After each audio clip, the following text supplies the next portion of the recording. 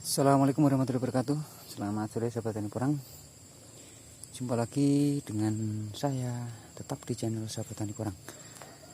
Di sore hari ini melihat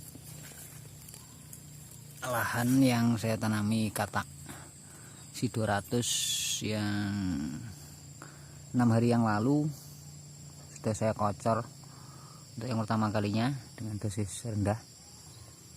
Kocoran pakai POC racikan sendiri dari daun-daunan, kemudian saya tambah dengan jakaba, saya campur dengan cuka kayu, tambah lagi dengan asam humat, dosis 100 ml per 10 liter air. Ini di hari ke-6 udah mulai banyak memunculkan tunas kedua dan rumputnya pun mulai menghijau, tapi nggak sampai di tengah sahabat tani. Jadi kemarin memang saya sengaja bagian pinggir ini rumputnya agak saya biarkan untuk menahan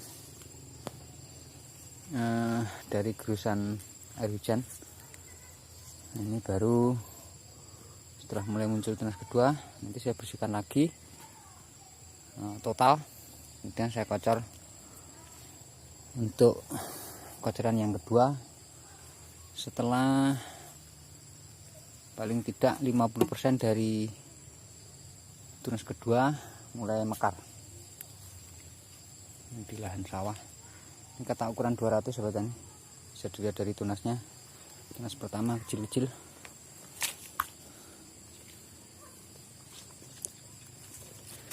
Nah, seperti ini cuman bagian gulma yang bagian pinggir. Nanti setelah dicabut saya tata di pinggir seperti ini. Tetap sementara untuk menjaga gerusan air hujan. Nanti setelah busuk akan menjadi kompos kembali.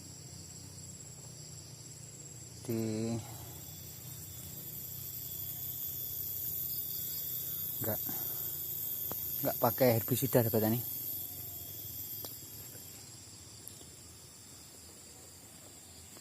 Ini kemarin entah kenapa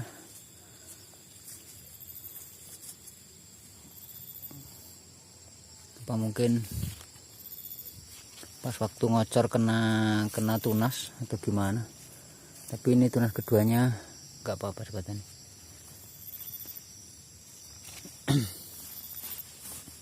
Hampir seluruhnya, tunas pertama, tunas kedua, tunas keduanya lumayan besar.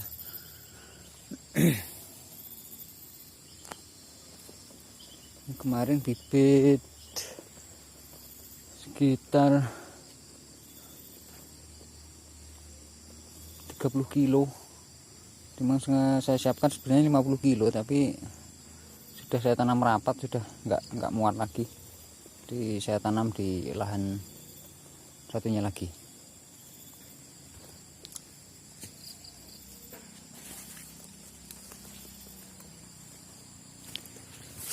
Sudah hampir semuanya tunas daun. Tunas kedua. Ini bukan kata, ini umbi yang tertinggal. Jadi sebenarnya di lahan ini dulu sudah pernah saya tanami. Pertama kali saya menanam porang di lahan ini, umbi isi sekilo 234 dari Pak Paidi. Tapi ini dulu lahan sengon, jadinya tumbuhnya nggak maksimal. Jadi umbinya saya panen, saya bawa pulang, saya tanam di lahan dekat rumah. Nah, kemudian katak-katak yang tertinggal itu saya biarkan, saya sengaja biarkan, tapi ternyata banyak yang diambil orang waktu mungkin cari rumput atau gimana. Nah mungkin dianggap liar karena nggak saya rawat, saya biarkan gitu aja.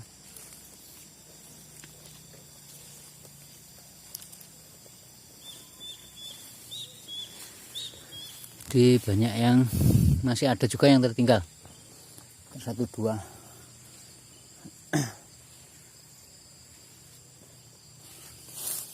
Kalau rumput-rumput seperti ini nggak terlalu merepotkan sobat tani, ini mudah mati. Jadi kita cabut itu aja udah mati. Kalau bagian pinggir ini lumayan membantu menahan gerusan air hujan, karena lahan miring. Kalau semua gulma ini dibiarkan dibersihkan, ini biasanya tanahnya longsor, karena ini bekas sawah. Lahan-lahan bekas sawah itu sangat mudah longsor.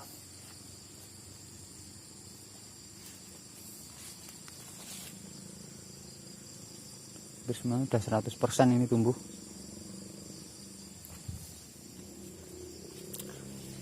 Jadi sekali lagi pemberian dosis pupuk walaupun organik di bibit katak itu, kalau saya kasih dosis rendah lebih dulu. Nah, karena untuk memberikan tambahan nutrisi, paling tidak untuk memulihkan di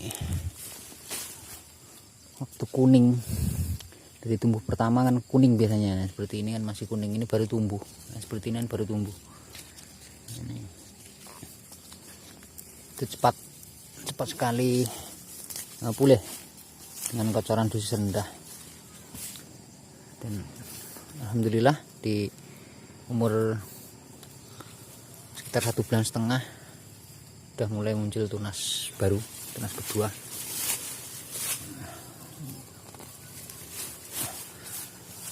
Semoga tidak ada kendala,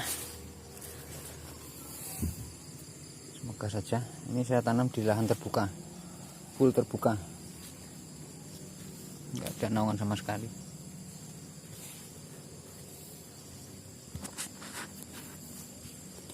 Kalau pemberian dosis POC kalau terlalu berlebihan akan menyebabkan tanaman keracunan seperti ini, layu, daunnya terbakar.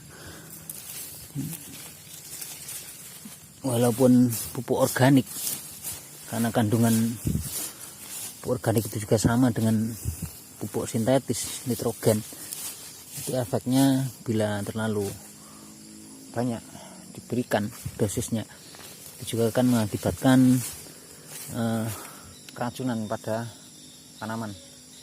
Enggak hanya di porang, hampir semua tanaman. Kalau terlalu overdosis, nah itu tanaman keracunan.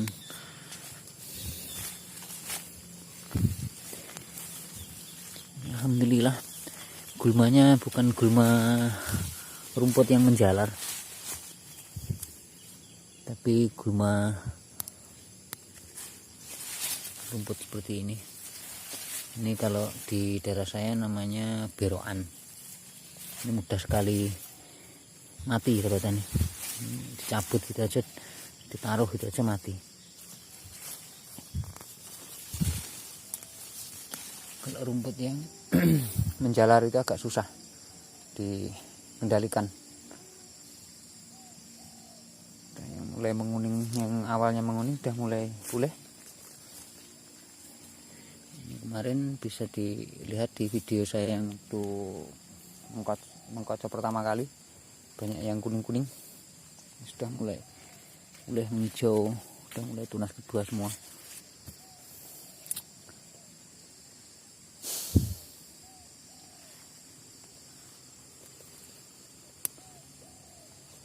Target umbi saya nggak terlalu menargetkan ini harus berapa on, berapa kilo tidak. Ini tujuan saya tetap kemandirian bibit. Jadi sebanyak mungkin saya bibit saya tanam untuk memenuhi kebutuhan saya sendiri. Jadi kemandirian bibit itu kalau menurut saya itu adalah hal yang telah diporang untuk memangkas biaya.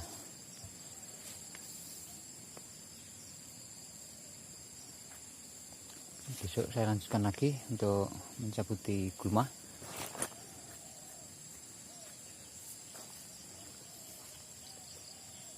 Udah lumayan lebat gulmanya. Baik sobat tani, demikian sedikit video saya kali ini. Semoga ada guna dan manfaat. Saya akhiri. Assalamualaikum warahmatullahi wabarakatuh.